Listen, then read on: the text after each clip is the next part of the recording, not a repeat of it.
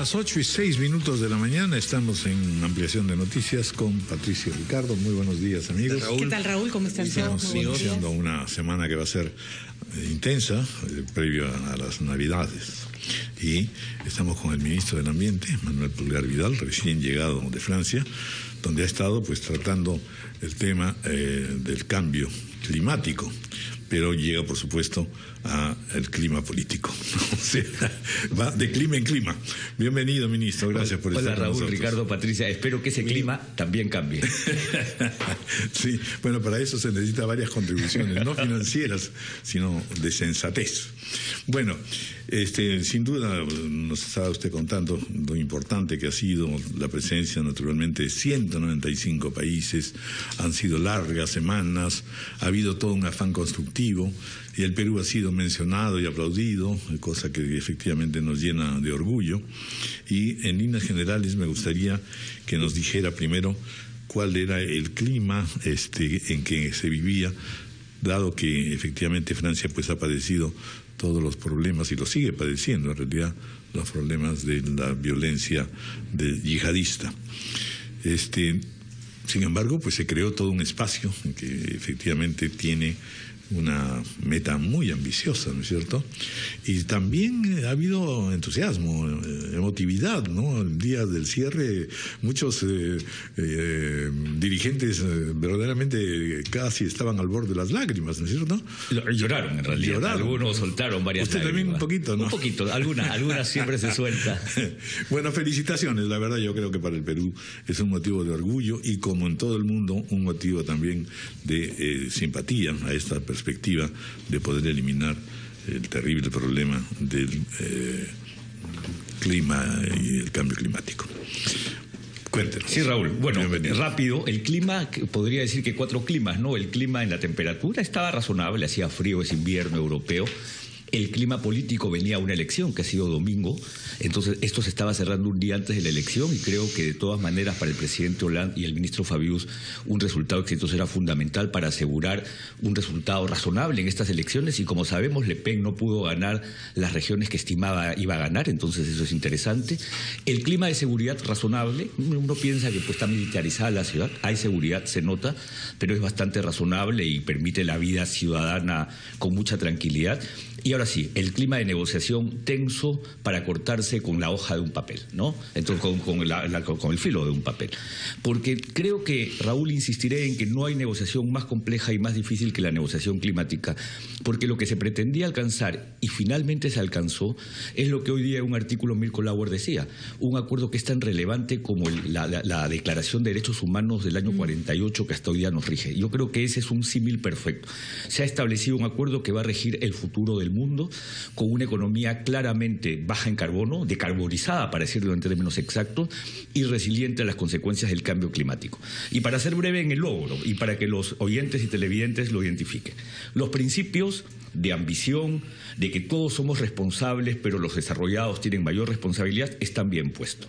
Los objetivos, el logro, el establecer que 1.5 grados es el umbral al cual debemos apuntar para que no se exceda esa temperatura al final del siglo, es un hecho histórico sin precedentes.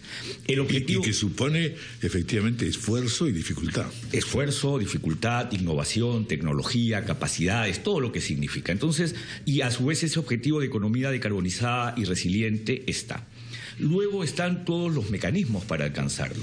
Y los mecanismos son un conjunto de elementos dentro de los que las contribuciones nacionales que el Perú presentó en septiembre del año pasado, pero ahora se van a revisar cada 5 años y van a ser verificables. Entonces creo que el Perú dio un buen paso.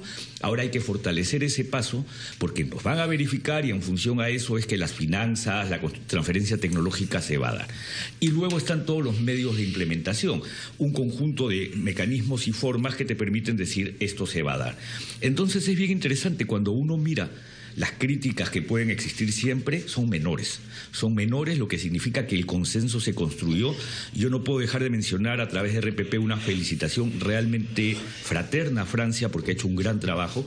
El ministro Fabius, que es una de las personas que se quebró al final, se dio cuenta que este era un proceso distinto, donde la curva de aprendizaje en día y medio exponencial es el equivalente a 5 años de vida profesional o política. ¿Hubo algún momento en todo este largo periodo en el que se podía sentir un cierto desánimo de no llegar o no arribar a una conclusión?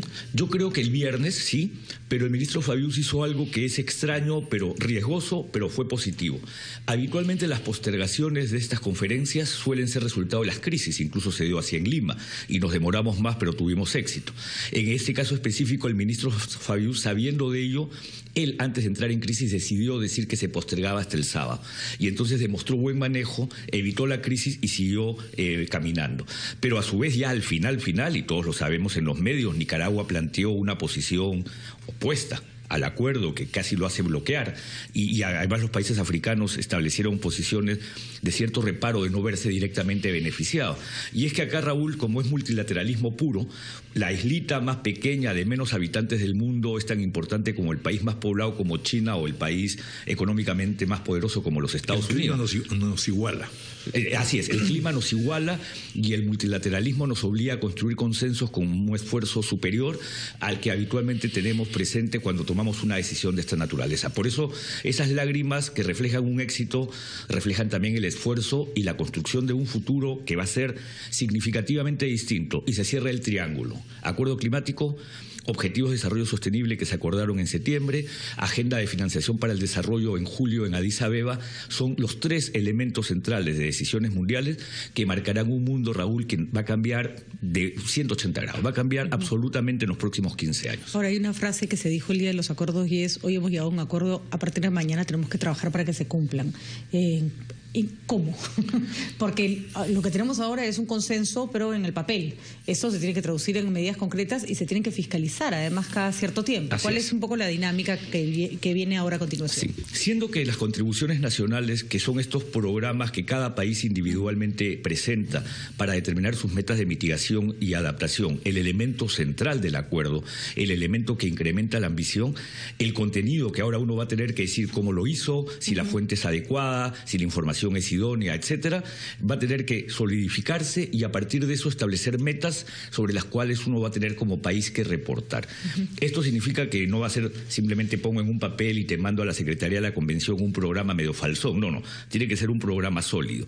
Y ese programa también va a ser beneficiario de recursos financieros, porque el financiamiento está muy referido a las obligaciones que tú asumas y cómo las vayas cumpliendo. Por ejemplo, lo que nosotros estamos recibiendo ya, los primeros 5 millones de 300 millones de Noruega, es porque hemos cumplido nuestra tarea. Esa va a ser la dinámica. Recibes financiamiento en función que vas cumpliendo la tarea que te habías propuesto. Y hay un término en inglés que no tiene una traducción en una sola palabra en español, que es preparedness, ¿no? Que es estar preparado, estar listo, no dejar pasar la oportunidad, ¿no? Entonces, ese concepto de estar preparado es lo que corresponde a un país como el Perú. Y estar preparado significa identificar las fuentes de emisiones y los espacios de vulnerabilidad, hacer nuestros planes de mitigación, las contribuciones nacionales y nuestros planes de adaptación, tener proyectos específicos y ejecutarlos, hacer proyectos para recibir el financiamiento que hoy día se va a canalizar con mayor flujos más abundantes, tener la capacidad de recibir la tecnología. Justamente sobre cuánto significa, de qué estamos hablando, de qué cifras cuando hablamos de trillones, Raúl. Estamos hablando de trillones de dólares a nivel mundial, aunque la primera meta que se planteó el mundo, que todos conocen, es la meta de los 100.000 millones de dólares anuales.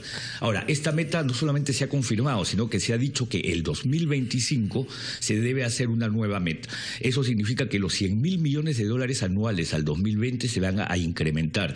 Y eso es bueno porque ese financiamiento es requerido en especial para los países en desarrollo y más aún para los vulnerables como los estados insulares.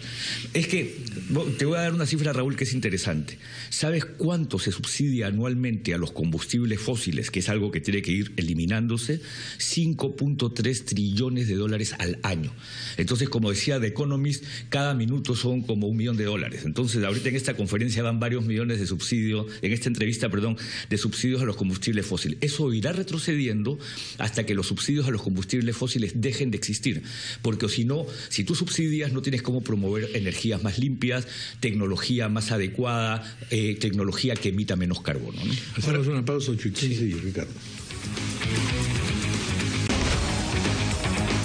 Et adresser un merci affectueux à la présidence péruvienne de la COP20, en particulier à notre ami Manuel Pulgar Vidal, qui a donné l'impulsion nécessaire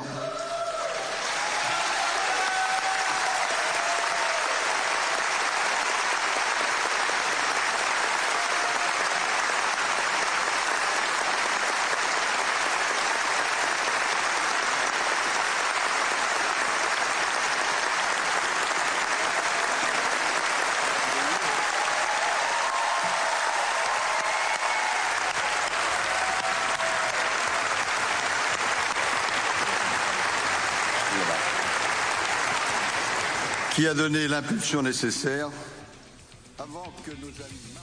Un momento realmente extraordinario y por supuesto que nos llena de orgullos no solamente a usted sino a todos nosotros. Se sonrojó el ministro, lo vimos ahí. Bueno, en las redes sociales corría la broma de qué cara habrá puesto Hernando de Soto, que había pronosticado que el ministro se iba a ir en un par de semanas.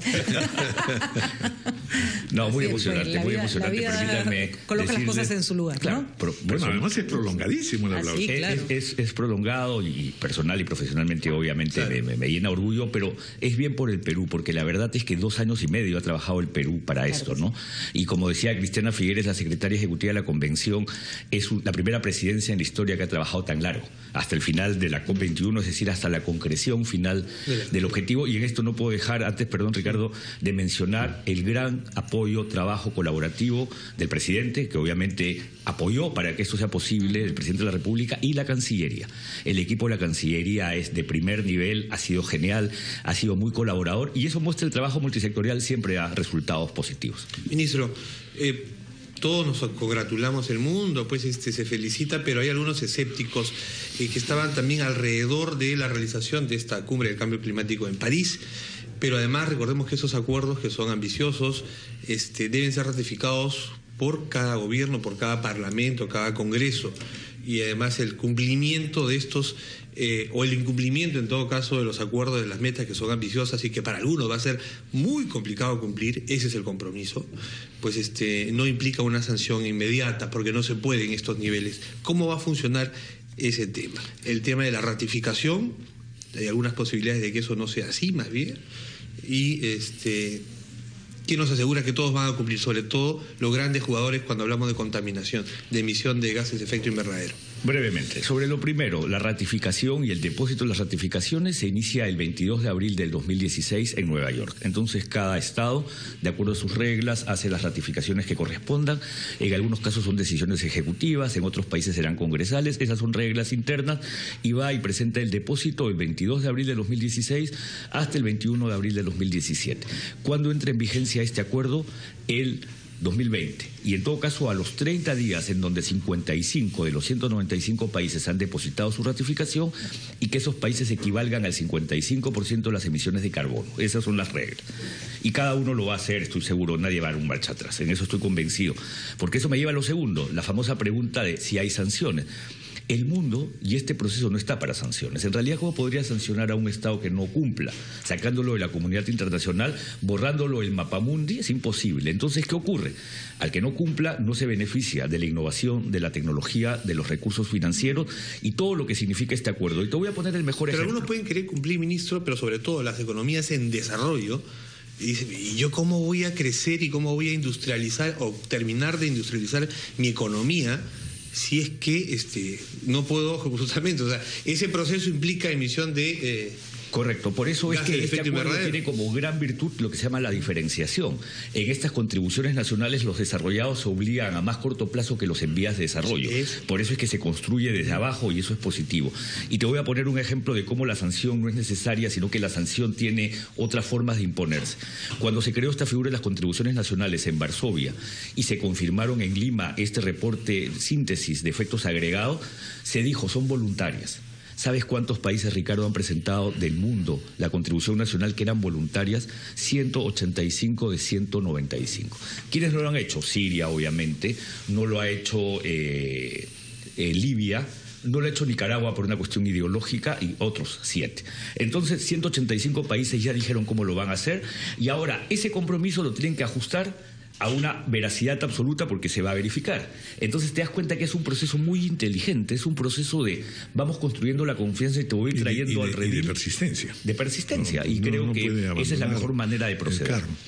A ver, denos una explicación de qué significa, por ejemplo, para el Perú esta disminución en grados de la contaminación. Tecnológicamente, ¿qué implica? Tecnológicamente, cambio de procesos, ¿no? Lo primero que uno tiene que saber es cuál es mi inventario de emisiones, es decir, cuáles son mis mayores fuentes de emisión. Y en el caso peruano, las mayores fuentes de emisión. La mayor fuente de emisión es la deforestación y el cambio de uso del suelo. Eso se lleva el 60%. Pero también hay emisiones... Eso es interesante porque en realidad uno piensa cuando habla de estas cosas inmediatamente piensa en pozos petroleros y en petróleo, ¿no? Pero no, aquí estamos hablando de una integralidad del asunto, ¿no es cierto? Así es, porque efectivamente, Raúl, cuando uno piensa en energía o petróleo, esa es la mayor fuente global. Pero cuando uno lo individualiza al Perú, la mayor fuente nacional es la deforestación, y el cambio de uso del suelo, ¿no? 60%. Otra parte es la energía. Todavía se quema en algunos casos diésel o en algunos casos carbón para producir energía. Otra es el transporte. Otra es la industria y otras son los residuos. Entonces, en el caso del transporte, ¿cuál es el cambio que se espera finalmente? Fundamentalmente sistemas de transporte masivos, sistemas de transporte eléctricos de preferencia o gas natural como gas transicional y fundamentalmente sistemas de transporte integrados que permitan reducir el uso de combustibles fósiles, pero a su vez sistemas que mejoren la calidad de emisiones de los vehículos. Entonces, continuar con esta forma de cambiar quema de combustible diésel a gas natural es lo mejor.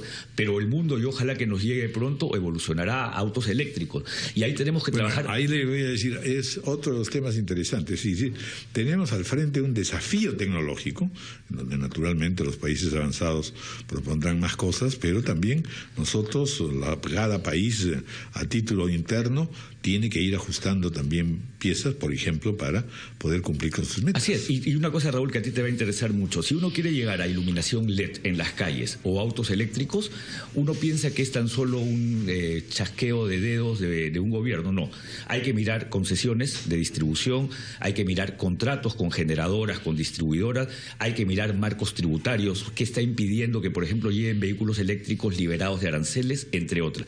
Esa es la tarea urgente. Y yo espero que en este tiempo que le queda al gobierno y el siguiente hagamos esa identificación y empecemos a trabajar, a eliminar los obstáculos que hoy día tenemos para que en las calles tengamos enchufes para el auto eléctrico, porque eso va al mundo. ¿Y qué hacemos con el petróleo?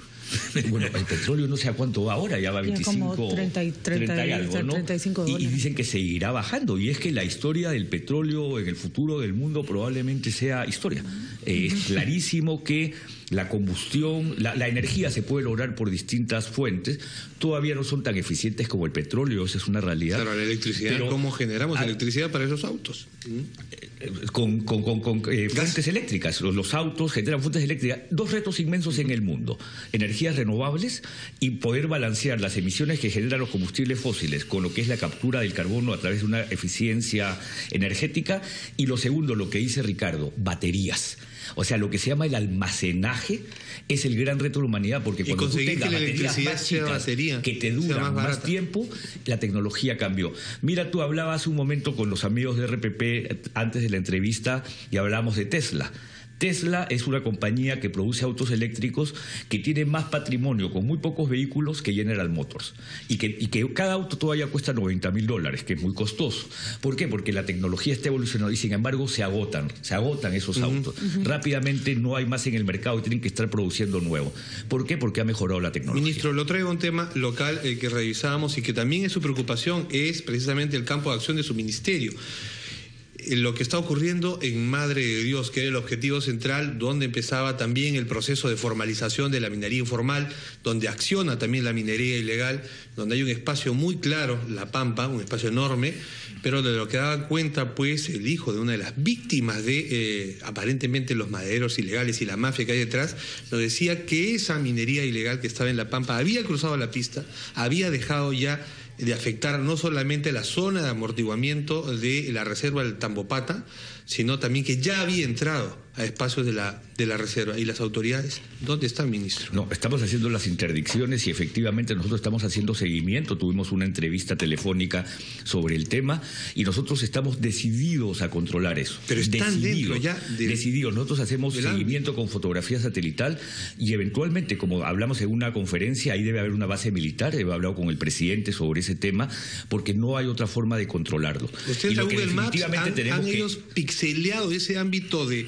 nuestra reserva para que no se vea cómo operan. Tenemos toda la información en fotos satelitales día a día, incluso hemos ido con periodistas CERNAM en un sobrevuelo hace muy pocos días y nosotros no vamos a cejar en esa lucha. Y definitivamente sé que hoy día miembros de la Comisión, creo que de Energía y Minas, están con el gobernador Otsuka que quiere que deroguemos los decretos legislativos. Yo le invoco al Congreso a través de RPP que no se deje engañar. Los decretos legislativos no se deben derogar porque son la única base legal para la acción que pueda asumir el Estado contra esta acción acción delictiva como es la minería ilegal. Muy bien. Bueno, pues muchísimas gracias por este diálogo y esta entrevista, don Manuel Pulgar Vidal. Felicitaciones renovadas y la verdad estamos todos, por supuesto, felices de saber qué es lo que tenemos que hacer. Así es, Raúl. Muchas gracias a RPP. Permítame usar esta última frase para decir: el mundo está feliz, el mundo ha obtenido un acuerdo climático y esto es gracias al esfuerzo de muchos, de los estados y de los actores no estatales y de los medios. RPP se comprometió con el tema climático desde hace mucho tiempo, es un medio de difusión que conoce del tema y lo multiplica, y eso es lo que necesitamos. Ahora a multiplicar las acciones de implementación. Muchísimas gracias, Raúl, Ricardo y Patricia. Muchas gracias. Muchas gracias. 8:29, vamos a hacer una pausa y luego entraremos, por supuesto, a otras alianzas que no son